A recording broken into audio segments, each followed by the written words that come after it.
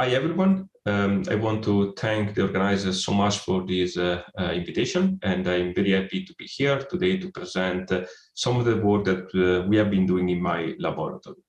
I will not speak specifically on HIV. I would like to instead focus on the microbiome part, and I would like to tell you a little bit about what are the complexities of the microbiomes that I think we need to tackle to be able to then link the microbiome more strongly and more deeply with immunological diseases, and specifically also with HIV infections. So, the very general introduction I don't think is needed for this audience, but I think you will all agree with me that at this point, when we study human health, infections, and other diseases, we cannot just focus on ourselves, but we also have to focus on our microbial complement. So the human microbiome, again, numbers that probably you already heard in this workshop also, but the microbiome is very important also quantitatively inside our body. There are many different functions that it carries out, and in multiple locations. And with the research in the last 20 years or so, we have been able to answer quite well to these two questions. So who is there? So which are the microorganisms populating our body, and what are their potential functions? That is, what are the functions that they encode in their genomes?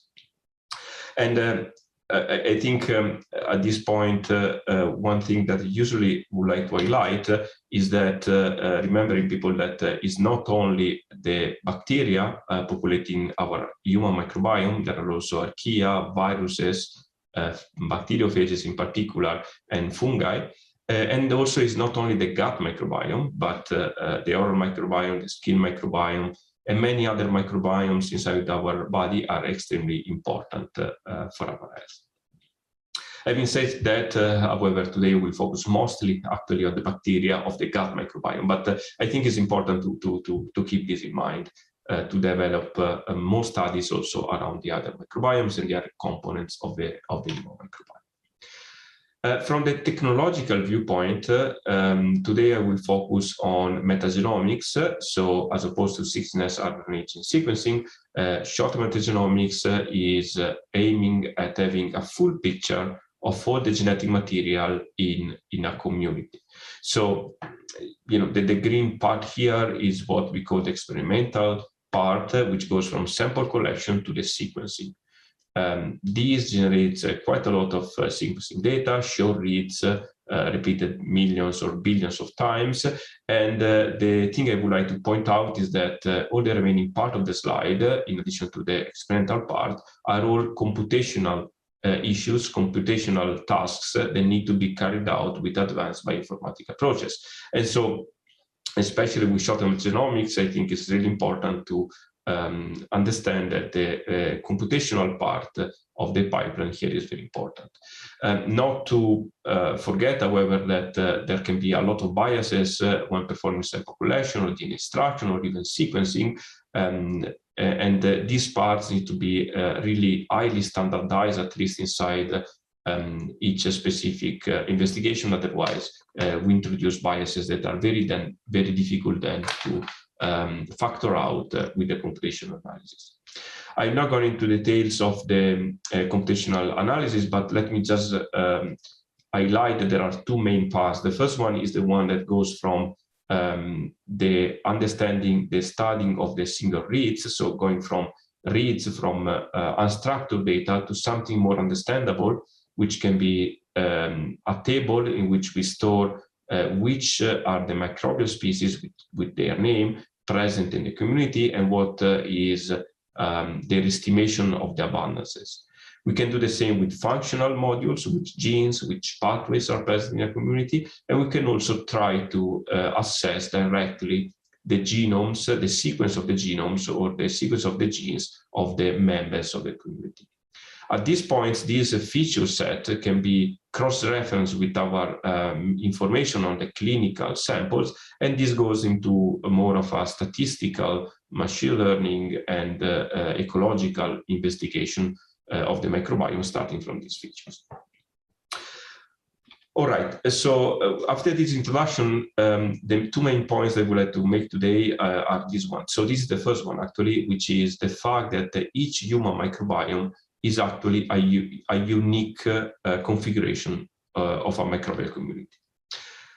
This is not probably very surprising for the ones of you that are familiar with pathogens, for example. So, most microbial species are very diverse. There can be, for example, for Escherichia coli, strains, so genetic variants within the species that are commensal, other that are pathogenic, environmental, or even carcinogenic strains. And these are all well-documented strains, type of different strains inside the Escherichia coli species. And so, this is the first hint that also the other microbial species in our body can actually be very diverse, but you can also look at this though. So this is the fraction of species shared by two different individuals. So unrelated individuals share on average more or less 35% of their microbiome, meaning that the majority of a microbiome inside myself, for example, is not shared with any specific other individual in the world. Twins, identical twins in this case, share just a little bit more microbial species. But I think what is more interesting is to look at the genetic distance of the strains of each species that is shared into different individuals. So what we have in this plot is the normalized genetic distance of two strains of the same species inside two different individuals. And we repeated that for thousands of individuals in the dataset. What you can see is that there is a very, very small fraction of individuals sharing almost exactly the same strain.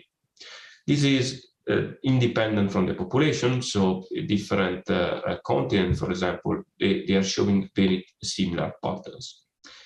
Interestingly, though, when we compare two samples from the same individual taken 6 months or 1 year apart, one from the other, we can actually reconstruct the same identical strains in many cases. So this is the distribution. Well over 50% of the strains that are kept genetically identical or almost genetically identical in time within the same individual. So the take-home message of these slides should be that each of us has a very, very specific configuration of the gut microbiome, especially if we look at the genetic level of each single variant. And this uniqueness is, however, kept in time quite strongly over medium, at least, periods of time.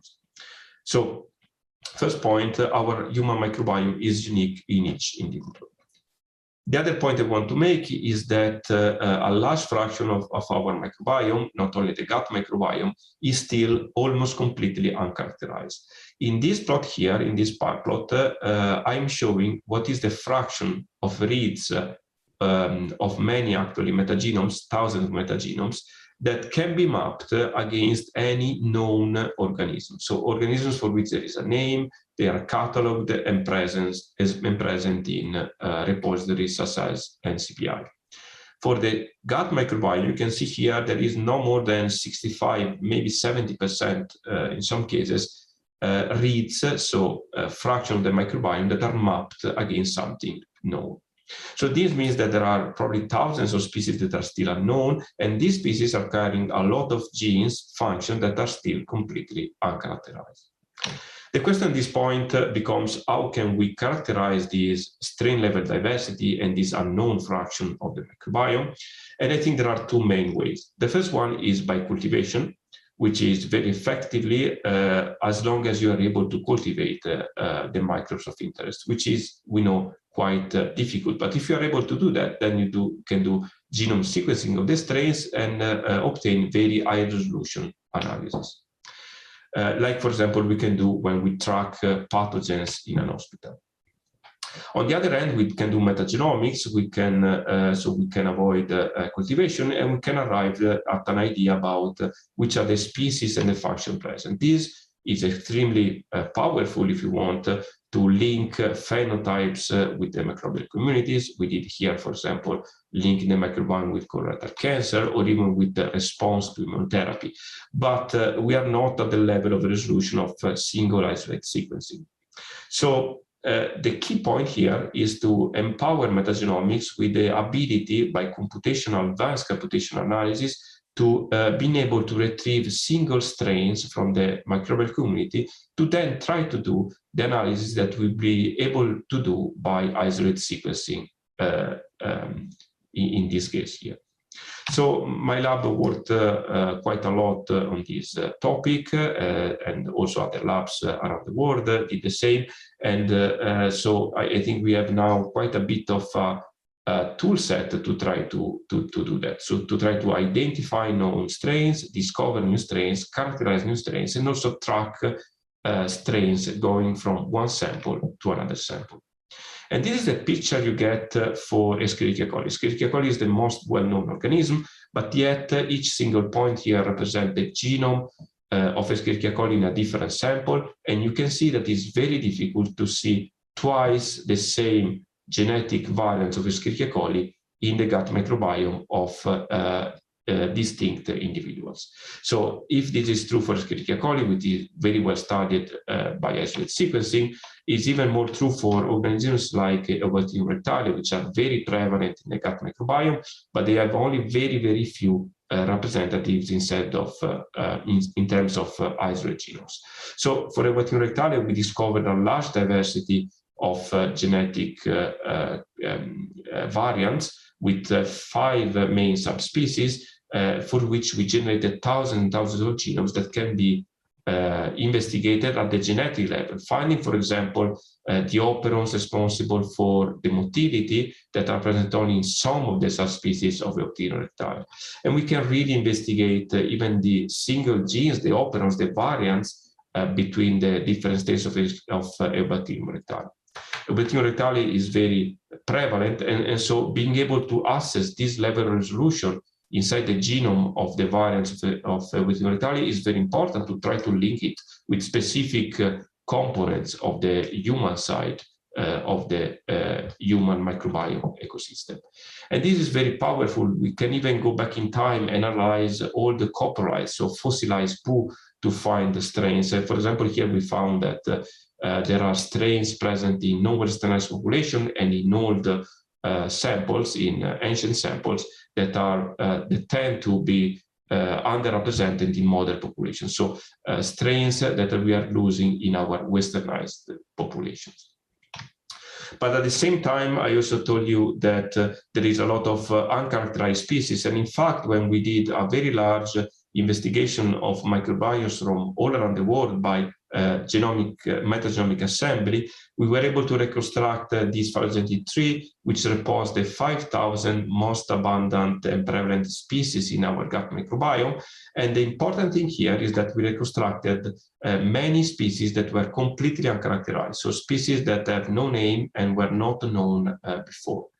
They were quite a large fraction of this phylogenetic tree, and in particular, for example, we can find this organism here, which is the 7th most prevalent species in our gut. We reconstructed thousands of genomes from these species, and this species had no representative isolates before, and even the 16S was not characterized as a distinct species. So we can even do strain-level analysis of these species, these unknown species, and look also at the association between different subtypes, different strain types of these species with respect to host information. So, I hope this is convincing you that by cataloging the unknown fraction of the microbiome, what someone calls the microbial dark matter, we can increase quite a lot the mappability of the microbiome. So the fraction of the microbiome we can make some sense out of. I also told you that by single strain, you can also do strain tracking, because if you find the same strain in 2 different individuals, given that usually you need to find different strains, if you find the same strain, then you can infer transmission. And this is actually what we did by surveying the transmission from mother to infant at birth, which is extensive, and many strains in the infant are there because the mother was responsible for the transmission. And we are really opening new research here by trying to track transmission also between individuals, for example, living in the same house, which is very important with respect to, for example, linking it with the transmission of pathogens. So quickly concluding, because I'm running out of time, I hope I convince you that by doing deep metagenomic sequencing and advanced computational analysis, you can reach a level in the microbiome surveying, the microbiome analysis, that really can assess the specific strains of each single species, also for species that are not currently known or cataloged or known to microbiologists before metagenomics. With this, I would like just to point out that all the methods that have been used in this presentation and that allow us to do the work that I showed you are available inside BioBakery, which is a suite of tools for which version 3 is available, and version 4 will be available soon. And with this, I would like to thank you for your attention. And of course, I would like to thank a lot all the members of my lab and all the collaborators which made possible the results I show you today. And thank you again.